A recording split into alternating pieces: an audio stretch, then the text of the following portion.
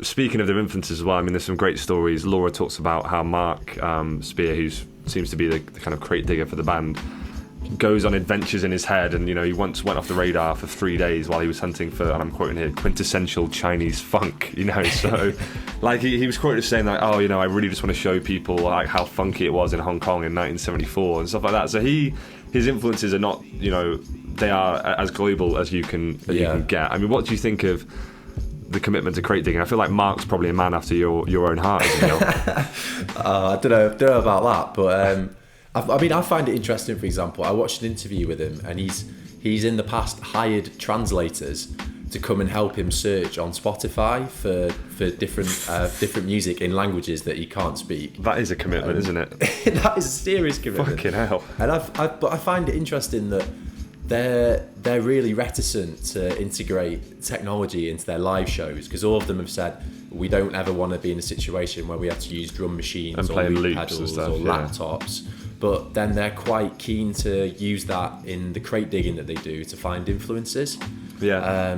It's an interesting thing that they're happy to use the technology where it can help them, I guess.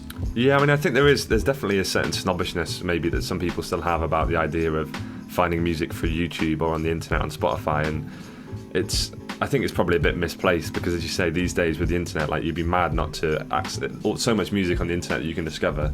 If you're going to be reticent just because you want to go into a vinyl warehouse and pick through records for 7 hours, and I think you kind of bite off your, to spite your face.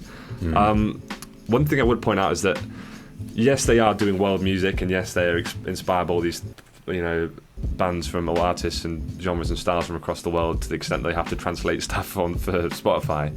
But they're not like, this is not like a Paul Simon Graceland situation, is it? Like they're not nicking all this music and then like putting it out with this American scene without any credit. They're very conscious about passing credit back to their influences and avoiding becoming appropriative. Like, I mean, there's one example that jumps into my head anyway.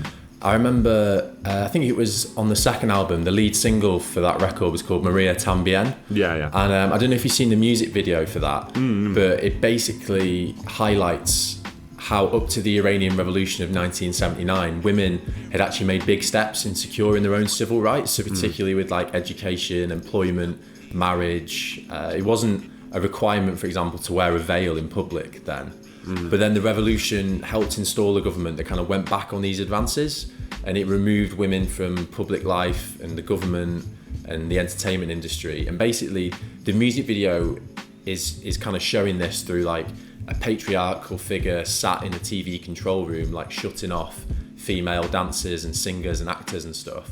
And it's a great music video, but I think more importantly, it kind of highlights the history of a region that's inspired a lot of their music, and maybe shows, a different side to these areas. I didn't know 1970s Iran was that liberal, for example. Yeah. So I think you're definitely right in, this isn't a Paul Simon situation. Yeah, and I think within that, they could have, for that music video, for example, they could have, had themselves performing and really put the spotlight on them as people. Yeah. But the whole fact that they wear wigs when they play, or at least Mark and Laura do, it's all about taking the focus away from who they are as people, because they were quite well known in the Texas music scene before this band blew up, so they kind of wore wigs to try and anonymise themselves.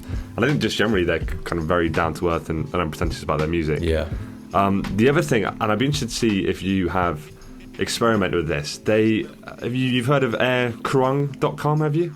Yeah, I have actually. So this is the website that they've come up with, or designed, I guess, where you can book a curated playlist for an upcoming flight. So you put in 2 airport codes, like, I don't know, like Stansted to wherever. Stanford Airport, mate. Yeah, the world famous. Yeah. You put in 2 airport codes and then some preferences like aisle seat, window seat, coffee, tea, first class, whatever, and all those preferences indicate the kind of music you'll get. And then it makes you a playlist for the exact length of the flight. And it's quite a neat trick, and it's very in keeping with what the band is doing as well. Because I think they, at least when I went on the website the other day, they've kind of changed it for COVID, because obviously nobody's flying. So it's called Shelter in Space now, and you can basically choose an activity that you're going to be doing, the length of time you're going to be doing it. It'll make a playlist for you. So you could be cooking, gardening, or Between the Sheets is one of my personal favourites. Between the Sheets. Yeah, and I made a cooking cooking playlist the other day and made a pretty banging curry to it on Sunday. So yeah, it's getting a pretty good review from me.